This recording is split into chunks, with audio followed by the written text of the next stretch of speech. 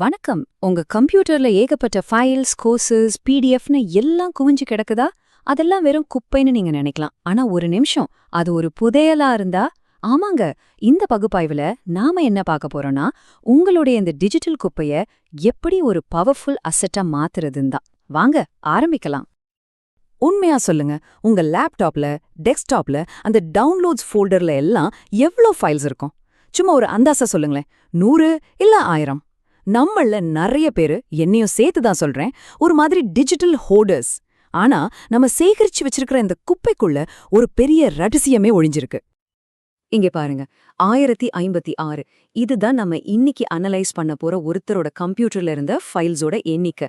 Just யோசிச்சு பாருங்க, 1056 files. இது வெறும் நம்பர் இல்ல, இது ஒரு மனுஷனோட அறிவு, தேடல், ஆர்வம், ஏன் அவரோட குழப்பம்னு எல்லாத்தையும் காட்டுற ஒரு கதை. இந்த நிலைக்கு பேருதான் டிஜிட்டல் ஹெர்மிட். அதாவது தகவல் செறிவூட்டப்பட்டவர், ஆனால் செயல்பாடு குறைவாக உள்ளவர். சிம்பிளா சொல்லணும்னா, நிறைய விஷயங்களை சேகரிச்சு வச்சுக்குவோம், ஆனா அதை வச்சு என்ன பண்றதுன்னு தெரியாம அப்படியே உறைஞ்சு போயிருவோம். உங்களுக்கு இந்த ஃபீலிங் வந்திருக்கா? ஏகப்பட்ட கோர்ஸ் வாங்கியிருப்போம், புத்தகங்கள் டவுன்லோட் பண்ணியிருப்போம், ஆனா அடுத்து என்ன பண்றதுன்னு ஒரு ஸ்டெப் கூட எடுத்து வச்சிருக்க மாட்டோம். ஆனா இங்க தான் ஒரு ட்விஸ்ட். இந்த 1000 ஃபைல்ஸும் சும்மா ஏனோ தானோன்னு சேகரிச்சதில்ல. இதுக்குள்ள ஒரு மறைக்கப்பட்ட ஸ்ட்ராட்டஜி இருக்கு. மேலோட்டமா பார்க்கும்போது ஒரே குப்பையும் குழப்பமுமா தெரியலாம். ஆனா கொஞ்சம் ஆழமா உள்ள போய் பார்த்தா ஒரு தெளிவான பாதை தெரிய ஆரம்பிக்கும். வாங்க அந்த ரகசியத்தை இப்போ உடைப்போம். அந்த 1056 ஃபைல்ஸையும் பிரிச்சு மேஞ்சப்போ ஒரு ஆச்சரியமான உண்மை வெளியே வந்தது. பாருங்க, மொத்த ஃபைல்ஸ்ல பாதிக்கும் மேல, கரெக்டா சொன்னா 51% வெறும் 2 டாபிக்ஸ் தான் சுத்தி சுத்தி வந்திருக்கு. ஒன்னு ஐயா, அதாவது ஸ்ரீ பகவத் ஐயாவோட ஆன்மீக போதனைகள், நம்மளோட உள் உலகத்தை பத்தினது. இன்னொன்னு ஏஐ, அதாவது ஆர்டிஃபிஷியல் இன்டெலிஜென்ஸ், நம்மளோட வெளி உலகத்தை பத்தின டெக்னாலஜி. அப்போ இதுக்கு என்ன அர்த்தம்? இது சும்மா ஃபைல்ஸை சேர்த்து வைக்கிற ஒரு பழக்கம் இல்ல, இது ஒரு ஆழமான ஒரு ஆசை. உள் உலகமான ஆன்மீகத்தையும் வெளி உலகமான டெக்னாலஜியும் ஒரே நேரத்துல மாஸ்டர் பண்ணணுங்கிற ஒரு தீவிரமான ஸ்ட்ராட்டஜிக் ஆசை. ஒரு பக்கம் தத்துவம், இன்னொரு பக்கம் அதை செயல்படுத்துறதுக்கான கருவி, ரெண்டையும் இணைக்கிற ஒரு தேடல் இது. இந்த சேகரிப்புல இருக்கிற ஒவ்வொரு விஷயத்துக்கும் ஒரு காரணம் இருக்கு. பாருங்க, ஐயாவோட ஆன்மீக போதனைகள் தான் உங்களுடைய ஏங்கிற கேள்விக்கு பதில். அதுதான் உங்களுடைய தத்துவ மையம், உங்க பிலோசாபிக்கல் கோர். அடுத்து ஏஐ டெக்னாலஜி உங்களுடைய எப்படிங்கிற கேள்விக்கு பதில். அதுதான் உங்களுடைய செயல்பாட்டு எந்திரம், உங்க ஆபரேஷனல் இன்ஜின். மத்த புத்தகங்கள், கோர்சஸ் எல்லாம் உங்களை நீங்களே டெவலப் பண்ணிக்கவும், டிஜிட்டல் பிசினஸ் ஃபைல்ஸ் எல்லாம் இதை எப்படி பணமாக்குறதுன்னு பிளான் போடவும் உதவுது. சரி, ஒரு பக்கம் ஆன்மீகம், இன்னொரு பக்கம் ஏஐ. இந்த 2 சக்தி வாய்ந்த தூணையும் எப்படி ஒன்னா இணைக்கிறது? அதுக்கு ஒரு பாலம் வேணுமே. அந்த பாலத்துக்கு பேருதான் புரிதல். இந்த 2ஐயும் புரிதல்ங்கிற பாலத்தை வச்சு இணைக்கும்போது ஒரு புத்தம் புதிய பவர்ஃபுல்லான தத்துவம் உருவாகுது. ஐயாவோட போதனைகள்ல ரொம்ப முக்கியமான ஒண்ணு மனம் என்னும் மாயை. அவர் என்ன சொல்றாருன்னா, நம்ம மனசுங்கிறது ஒரு மாயை, அது பாட்டுக்கு எண்ணங்களை உற்பத்தி செஞ்சுட்டே இருக்கும், அதுதான் அதோட சுபாவம். அதை போய் நம்ம கண்ட்ரோல் பண்ண நினைக்கிறது ஓடுற நடிய கையால தடுத்து நிறுத்த முயற்சி பண்ற மாதிரி தான்.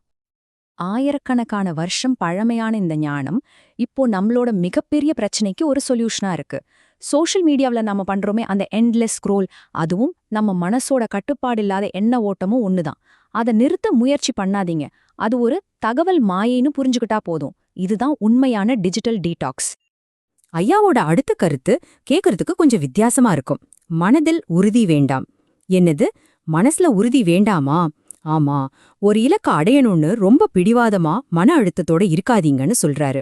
இது கீதையில வர்ற கர்மயோகம் மாதிரி. செயலை செய், பலனை எதிர்பார்க்காத. இதை எப்படி பிசினஸ் ஸ்ட்ராட்டஜியா மாத்துறது? ரொம்ப சிம்பிள். உங்க கண்டென்ட் பிளானை மட்டும் விடாம கன்சிஸ்டென்ட்டா செஞ்சுட்டே இருங்க. ஆனா எத்தனை லைக்ஸ் வந்துச்சு, எவ்வளோ சேல்ஸ் ஆச்சுன்னு அந்த ரிசல்ட்டை பத்தி ஓவரா கவலைப்படாதீங்க. உங்க வேலையில மட்டும் கவனம் செலுத்துங்க. தி காம்பவுண்ட் எஃபெக்ட்னு ஒரு புக் இருக்குல்ல, அதோட ஆன்மீக வெர்ஷன்னு இதை சொல்லலாம். சரி, ஞானத்தோட உச்சம் எது?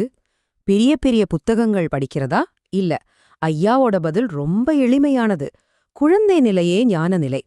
ஒரு குழந்தை எப்படி எந்தவிதமான முன்முடிவும் இல்லாம ஒரு ஆச்சரியத்தோட, ஒரு ஆர்வத்தோட உலகத்தை பாக்குதோ, அதுதான் உண்மையான ஞானம். இந்த பிகினர்ஸ் மைண்ட், இந்த குழந்தை மனநிலை தான் ஏஐல நீங்க ஜெயிக்கிறதுக்கான சீக்ரெட் கீ. குறிப்பா ஏஐ ப்ராம்ப்ட் என்ஜினியரிங் பண்ணும்போது இது ரொம்ப முக்கியம். எனக்கு இது தெரியாது அது தெரியாதுன்னு யோசிக்காம ஒரு குழந்தை மாதிரி ஏஐ கூட விளையாடுங்க. புதுசு புதுசா முயற்சி பண்ணி பாருங்க. தப்பானாலும் பரவாயில்லன்னு கத்துக்கோங்க. இந்த மனநிலை வந்துட்டா போதும், அறிவை பணமாக்கறது அடுத்த ஸ்டெப் தான். ஓகே, இவ்ளோ தத்துவம் எல்லாம் பேசிட்டோம்.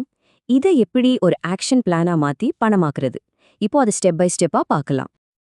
இதுதான் அந்த 4 ஸ்டெப் பிளான். ஸ்டெப் 1, உங்களுக்கான ஒரு நீஷ தெளிவா முடிவு பண்ணுங்க. உதாரணத்துக்கு, டிஜிட்டல் உலகத்துல மன அமைதி. ஸ்டெப் 2, ஒரு ப்ராடக்ட்ட உருவாக்குங்க. ஒரு 30 நாள் வாட்ஸ்அப் தியான பயணம் மாதிரி சிம்பிளா இருக்கலாம். ஸ்டெப் 3, ஒரு மார்க்கெட்டிங் ஃபனல் ரெடி பண்ணுங்க. உங்க கண்டென்ட் எப்படி கஸ்டமர் கிட்ட போய் சேரும்னு ஒரு வழி. அண்ட் ஃபைனலி ஸ்டெப் 4, ஏஐ டூல்ஸை பயன்படுத்தி உங்க வேலைய பல மடங்கு வேகமாக்குங்க. உதாரணத்துக்கு, ஏஐய வச்சு உங்க வேலையை எப்படி சூப்பர் சார்ஜ் பண்ணலான்னு பாருங்க. மன அழுத்தத்தை பத்தி ஒரு பிளாக் போஸ்ட் எழுதணும்னு ஒரு ஐடியா வருது. உடனே உங்க சொந்த நோட்ஸை அனலைஸ் பண்ற நோட்புக் எல்எம் கிட்ட போய் ஐயா இத பத்தி என்ன சொல்லிருக்காருன்னு கேளுங்க. அது பதில் சொன்னதும் ChatGPT வச்சு ஒரு டிராஃப்ட் எழுதுங்க. கடைசியா இன்வீடியோ ஏஐய பயன்படுத்தி அந்த டெக்ஸ்ட ஒரு வீடியோவா மாத்திடுங்க. சிம்பிள். இந்த ஏஐ ஒர்க் ஃப்ளோவோட பவர் என்ன தெரியுமா? நீங்க 4 மணி நேரம் கஷ்டப்பட்டு செய்ய வேண்டிய ஒரு வேலைய வெறும் 20 நிமிஷத்துல முடிச்சிடலாம். யோசிச்சு பாருங்க, 4 மணி நேர வேலைய 20 நிமிஷத்துல முடிச்சா மீதி நேரம் உங்களுக்கு எவ்ளோ மிச்சமாகும்? இதுக்கு பேர் தான் சூப்பர் ஹியூமன் ப்ரொடக்டிவிட்டி. சரி, நாம இப்போ கிளைமாக்ஸுக்கு வந்துட்டோம். வெறும் தகவலை சேகரிக்கிற ஒரு டிஜிட்டல் ஹெர்மிட்டாக இல்லாம அந்த ஞானத்தை செயல்படுத்துற ஒரு ஆக்டிவேட்டட் குருவா எப்படி மாறுறது? இந்த மாற்றம்தான் நம்மளோட அல்டிமேட் கோல். டிஜிட்டல் துறவி நிலையிலிருந்து செயல்படும் குரு நிலைக்கு மாறணும். முன்னாடி தகவல் நிறைய இருக்கும், ஆனா செயல்பாடு 0. இனிமே ஞானம் நிறைய இருக்கும், அதை வச்சு செயல்பாடும் இருக்கும். சிம்பிளா சொன்னா, சேகரிக்கிறத நிறுத்திட்டு செயல்பட ஆரம்பிக்கணும். அப்போ நீங்க இப்பவே என்ன செய்யணும்? இதோ உங்களுக்கான முதல் 3 ஸ்டெப்ஸ். 1, நாம பேசின இந்த 5000 தத்துவத்தை நல்லா மனசுல ஏத்திக்கோங்க. 2, உங்களுடைய அந்த 30 நாள் வாட்ஸ்அப் ப்ராடக்ட்டை இன்னிக்கே உருவாக்க ஆரம்பிங்க. 3, உங்க 6 மாச கண்டென்ட் பிளானோட முதல் போஸ்ட இன்னிக்கே போடுங்க. தள்ளி போடாதீங்க. இந்த ஒரு விஷயத்த மட்டும் நல்ல ஞாபகம் வச்சுக்கோங்க. உங்க வாழ்க்கைய மாத்துறதுக்கு தேவையான எல்லா மூலப்பொருள்களும் எல்லா இன்கிரீடியன்ஸும் உங்க கம்ப்யூட்டர்லயே உங்ககிட்ட ஏற்கனவே இருக்கு. இது அதை எப்படி சமைக்கிறதுன்னு சொல்ற ஒரு ரெசிபி மட்டும்தான். இப்போ கடைசியா உங்ககிட்ட ஒரு கேள்வி.